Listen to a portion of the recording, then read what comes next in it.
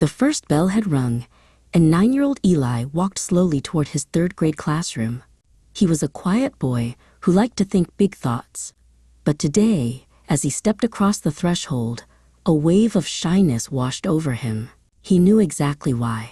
His worn-out gray shoes. As soon as he was fully inside, the air seemed to get thick. Eli heard a sudden burst of giggles from the back corner. Mason, who always wore bright, perfect sneakers, leaned over and whispered something to the boy next to him, then covered his mouth and laughed. Eli felt his cheeks warm up.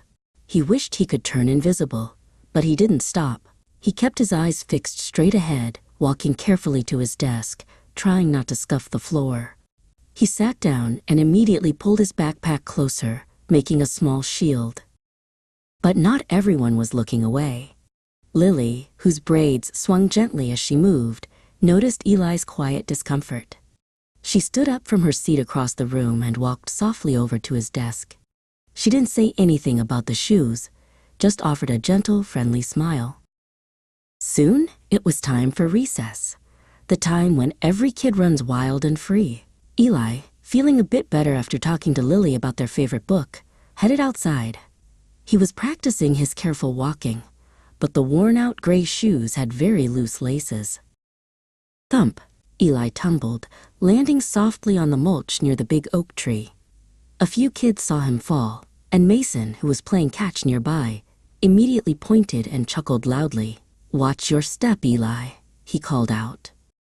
But before Eli could even push himself up, Lily was there. She knelt immediately beside him, looking him straight in the eyes with steady, warm concern. "Are you okay, Eli?" she asked softly, reaching out a hand to help him sit up properly. Eli nodded, rubbing his knee. "Just tripped," he murmured. Instead of rushing off to play, Lily looked down at his shoes. She took the end of one gray lace, pulled it tight, and expertly tied a perfect double knot, making sure it was safe and secure. After that, something shifted. The other children saw how easy and natural Lily's kindness was. When Eli stood up, taller now and feeling confident with secure laces, kids started talking to him about the games they were playing. Mason watched from the sidelines, finally lowering his eyes. Mason realized that Eli's shoes didn't matter at all. Eli was thoughtful, funny, and brave, even when he was shy. True respect doesn't come from judging what someone wears, but from the kindness and understanding we choose to share.